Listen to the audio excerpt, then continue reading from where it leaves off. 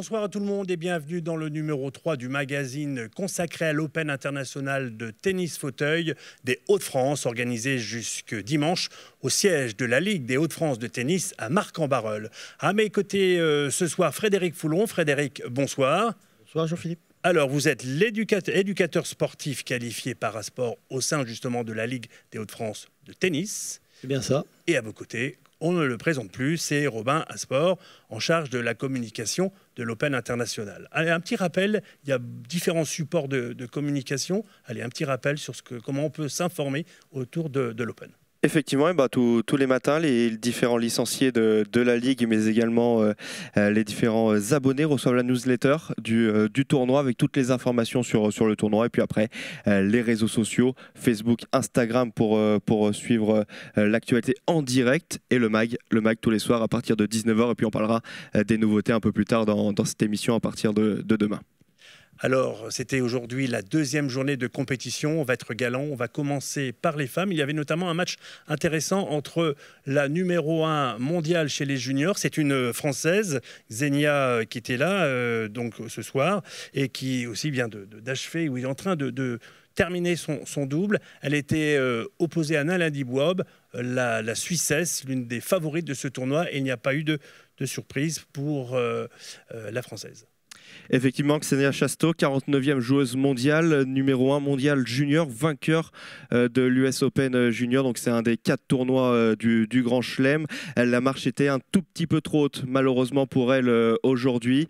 Elle s'est inclinée contre la Suissesse qu'on a pu suivre notamment hier et qu'on a découvert en interview. Et puis comme vous venez de le dire, elle est actuellement en train de jouer son double. Le double est en cours pour la paire française. On aura l'occasion d'y revenir. C'est vraiment du direct. Défaite 6-2, 6-3, donc un match en 2 temps, match compliqué lors du premier set, match plus équilibré pour la Française en milieu de deuxième set, mais la Suissesse est très attentive au placement de ses adversaires et malheur au mauvais placement, elle les punit tout de suite. Mais en tout cas, rappelons quand même que la Française a remporté Flushing Meadows récemment, autant chez les simples que chez les doubles, et que c'est bien sûr pour elle le principal objectif, ce sera la qualification pour les Paralympiques 2024 à Paris. On la suivra de près. Qu'est-ce que l'on doit... Alors, tout d'abord, Frédéric, c'est un exemple, très certainement, sa progression, c'est un espoir du tennis fauteuil français. Comment vous percevez Xenia ?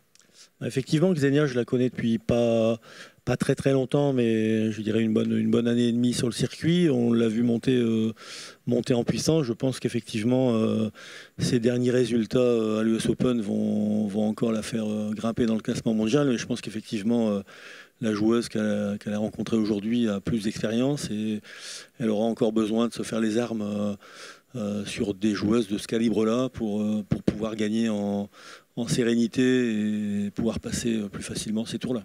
Alors Robin, aucune surprise pour ces quarts de finale? Effectivement, et mauvaise journée malheureusement pour les Françaises, puisque sur les 3 joueuses engagées aujourd'hui en quart de finale, aucune n'a malheureusement réussi à se qualifier pour les demi. On notera l'élimination de Zoé Maras contre la tête de série numéro 1, Lizzie de Grief. Lizzie de Grief qui retrouvera en demi Nalandi Bouab, la Suissesse dont on vient d'évoquer la rencontre. Et puis l'autre demi-finale verra s'affronter Katharina Krüger, 16e mondiale, l'Allemande, tombeuse de Charlotte Fairbank en 3-7. Beau match de Charlotte aujourd'hui à Maria Florenza Moreno, l'Argentine qui est tout simplement tête de série numéro 2 cette semaine. En revanche, meilleure nouvelle pour les Français du côté homme. Oui, effectivement, côté homme, on retrouvera plusieurs Français en demi-finale. On aura même une demi-finale 100% tricolore, le temps que je retrouve la bonne fiche. Elle est ici, demi-finale donc, et demi-finale de rêve chez les garçons, puisque les 4 têtes de série, les 4 premières têtes de série se retrouveront en demi-finale. On aura notamment donc la demi-finale 100% tricolore entre Frédéric Cataneo, tête de série numéro 2, 18e joueur mondial, et Geoffrey Jaziak, 33e joueur mondial. Et puis l'autre demi-finale verra s'affronter la tête de série numéro 1, l'immense favori de ce tournoi, Michael Schaeffer, à Dowan Ward. Ward, à noter, c'est l'espoir du tennis handisport. Il a tout juste 18 ans, il grimpe les échelons et nul doute qu'on entendra parler de lui dans les années à venir. Alors la scolarité pour lui commence à être loin, mais justement on va parler de la journée des scolaires qui s'est déroulée ce vendredi parallèlement à la compétition. Frédéric, quel était l'objectif de cette journée ? Effectivement, l'objectif, c'était de faire participer les scolaires de Marc-en-Barœul, comme le lien entre la Ligue et la ville de Marc-en-Barœul est fort sur ce tournoi. C'était effectivement de pouvoir faire profiter un maximum de scolaires à venir admirer les matchs, et puis en même temps, en parallèle, de découvrir une société belge avec qui on était partenaire sur l'Open, de découvrir la situation de handicap à travers un jeu de société grandeur nature. Donc je pense qu'on a réussi ce matin notre action, puisqu'on a fait passer 2 classes ce matin en échange avec la vision des matchs, et cet après-midi également 2 autres classes, 2 CM2. On s'est limité au CM2 parce que c'est vrai que sur les tribunes, de rester une bonne heure et demie sur les terrains, regarder les matchs, c'est pas toujours évident. Et le contrat est rempli. Je pense que les enfants sont sortis enchantés de cette journée à la fois de match de tennis. Ils ont été bluffés un peu de ce qu'on pouvait faire en sport handi, en tennis, et du jeu de société qui a super bien marché en fait. Je crois qu'on peut même citer le nom de la société belge. Oui, c'est Passe-Muraille, et le jeu s'appelle le Malzameco. Donc j'ai personnellement pas encore eu l'occasion de participer à une partie, mais j'ai hâte de faire une partie, parce qu'il paraît que c'est top. Vous êtes bon perdant? Très bon perdant. Bon. On va maintenant voir un reportage de cette journée en culotte courte.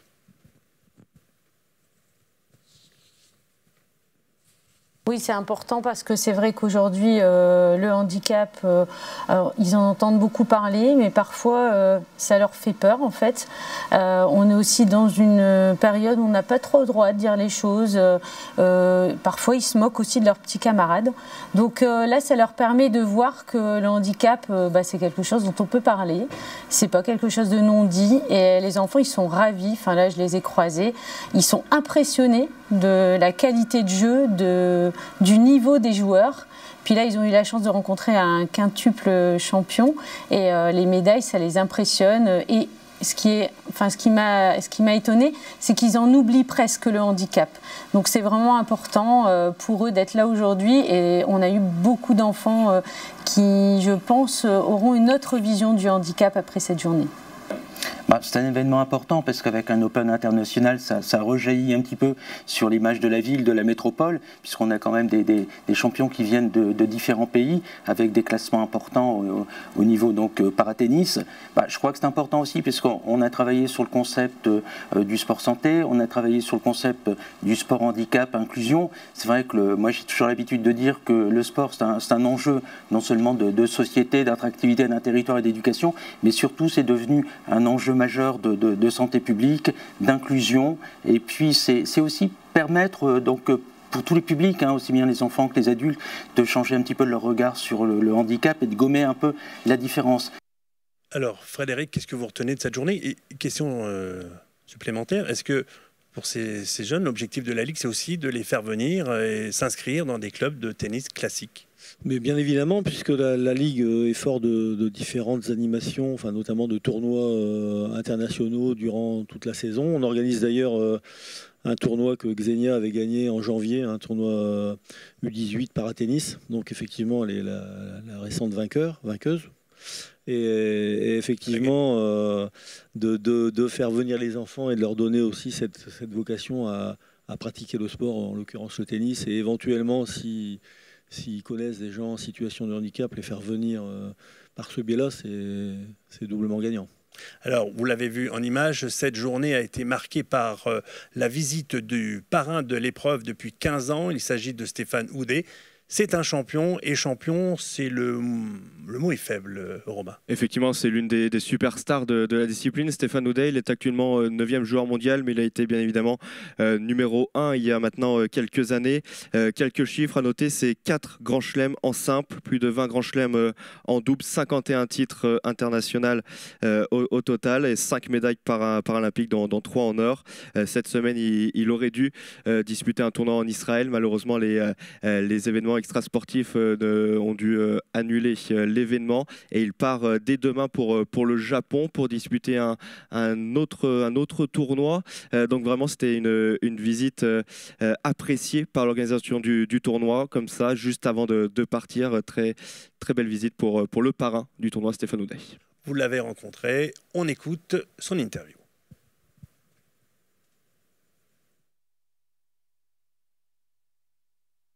historique, puisque depuis de nombreuses années, j'ai eu la chance de travailler avec Emmanuel Mas sur ce sujet, avec son épouse sur les cours précisément, puisqu'elle était mon entraîneur.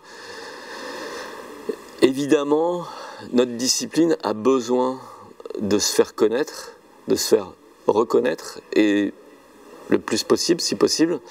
Et donc, toutes les actions de communication qu'on va pouvoir mener, que ce soit avec moi ou avec tous les joueurs, et on a aujourd'hui un plateau, que ce soit sur le tableau masculin ou le tableau féminin, avec des membres de l'équipe de France et puis des membres des autres équipes nationales et des joueurs qui ont participé aux Jeux paralympiques. Je pense que l'histoire, c'est de pousser la porte, de découvrir la pratique, d'oublier le fauteuil et de se dire « Waouh, c'est incroyable ce qui se passe ici ». Sur ce cours de tennis, et ça correspond à ce que j'aime, et donc j'ai envie de les suivre, d'y revenir et pourquoi pas d'essayer.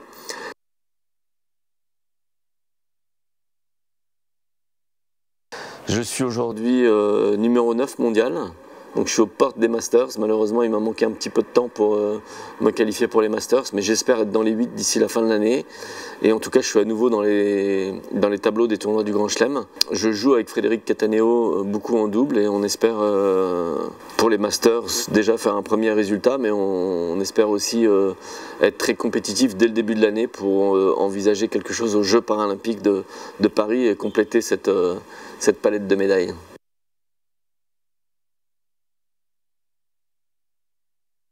Moi, je pense que ce sera la cerise sur le gâteau, un nouveau plaisir. On a l'habitude de jouer à Roland-Garros. Moi, j'adore me retrouver dans cet environnement où l'entourage peut être plus facilement présent que quand on joue en Australie ou à Tokyo, quand les derniers jeux étaient pendant la pandémie et quasiment sans spectateurs. Donc ça, c'est une petite partie plaisir. Après, ce ne sera pas un point final pour moi parce que j'ai déjà en tête de continuer. Je suis en train de travailler sur un nouveau fauteuil. Je veux faire le fauteuil le plus léger du monde. Et donc, pour rigoler, je parle de Brisbane, mais je pense que je suis aussi sérieux d'avoir cette épreuve dans un coin de la tête. Donc. Ouais, ça correspond bien à ce que je viens de dire, de se dire que tant qu'on est sur le chemin, profitons-en. Il se trouve que quand on joue au tennis, hein, avec nos roues, mais aussi avec les pieds quand on se déplace, on va laisser des empreintes. Alors là, ce sont des empreintes sur un sol magnifique avec un mélange de bleu, mais quand c'est sur la terre battue, on voit de très belles traces qui au départ m'ont été présentées par des photographes qui se mettaient au-dessus du court et on voyait ces traces magnifiques, et je me disais, une fois qu'on a passé le filet, finalement tout disparaît, et c'est un peu ce qui correspond à nos vies. Et j'ai voulu associer ça à un mouvement que j'ai appelé l'éphémérisme. Donc là, je m'amuse avec les couleurs, je cherche toujours à représenter la balle de tennis aussi qui fait son chemin sur le court, mais pour les yeux les plus aguerris, en fait à chaque fois il y a un message, et à l'intérieur de ce qui semble être un embrouillis de déplacement avec nos fauteuils, il y a des mots. Et donc quand on s'amuse, on va retrouver ici l'Open international de tennis fauteuil des Hauts-de-France, le mot Nord qui est gravé à l'intérieur et qui permet probablement de s'amuser aussi un peu plus avec l'image. On est, en tout cas je suis d'abord moi séduit par le mélange des couleurs et puis après je vais chercher. Et honnêtement aujourd'hui, des mois après avoir fait l'affiche, parfois je me souviens plus des mots et j'ai du mal à les retrouver. Sur la chaîne YouTube de l'Open International Tennis Fauteuil des Hauts-de-France vous attend l'intégralité de l'interview de Stéphane Houdet. Donc des invités de prestige auront donc marqué de leur présence l'édition 2023 de cette Open. Outre Stéphane Houdet, était présente ce jeudi Marie-Amélie Le Fur, la présidente du comité paralympique et sportif français, participait à un colloque dédié au paratennis. Pour en parler, nous recevons ce soir dans le MAG numéro 3, Jérémy Houbeau. Alors Jérémy, bonsoir. Bonsoir à tous, merci pour l'accueil. Bien de rien. Alors je me lance, vous êtes référent paralympique territorial Hauts-de-France du comité paralympique et sportif français. Alors Jérémy, que symbolise la présence de votre patronne ?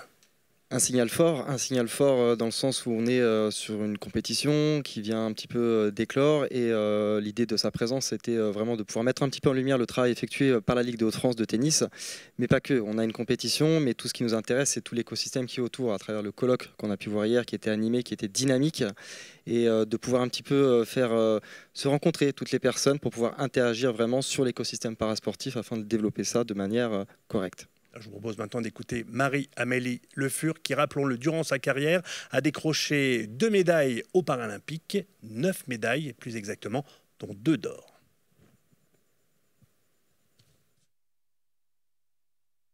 C'était important effectivement en tant que présidente du comité paralympique et sportif français de répondre ce soir présente à l'invitation de la Ligue de tennis dans la région Hauts-de-France, tout simplement parce qu'il y a une dynamique au travers de ce colloque de valoriser les actions d'accès au sport pour les personnes en situation de handicap, et ces actions de promotion elles sont encore importantes pour nous parce qu'elles ouvrent le champ des possibles, elles permettent de réunir les acteurs d'un territoire, de leur parler de l'importance de faire du sport aux personnes en situation de handicap et aussi de mettre en lumière des outils ou des bonnes pratiques déjà existantes, et ce partage entre les acteurs il est essentiel si on veut faire grandir une dynamique de territoire.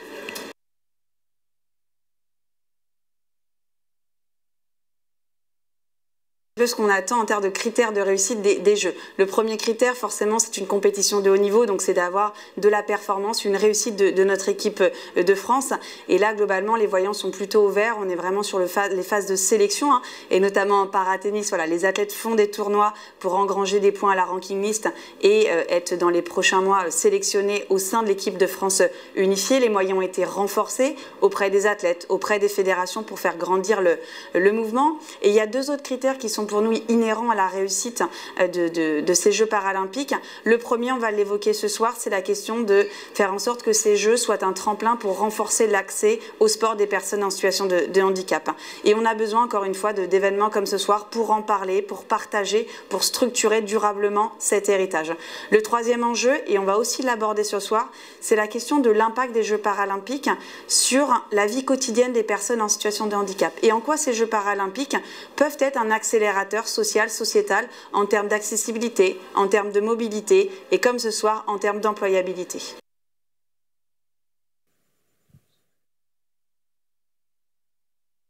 Effectivement, pas en paratennis ou en tennis fauteuil, clairement on va se dire les choses, je n'ai pas le niveau, chacun son sport. Mais après c'est un choix réfléchi que j'ai fait de ne pas continuer ma carrière sportive pour des raisons sportives, parce que les leviers de performance étaient encore présents mais très complexes d'un point de vue personnel à atteindre, et aussi parce que j'avais une vie professionnelle que je souhaitais vraiment investir pleinement avec cette mission au sein du comité paralympique, et c'était devenu très inconfortable finalement d'avoir la double casquette. Jérémy, vous êtes fier de votre présidente ? Oui, fier. Quand on entend ces mots, on sent qu'il y a vraiment déjà de l'engagement, il y a vraiment du sens dans ce qu'elle peut délivrer comme propos. Donc oui, effectivement, c'est avec fierté qu'on peut voir tous ces propos. Alors au quotidien, comment se matérialise votre collaboration avec la Ligue des Hauts-de-France de tennis ?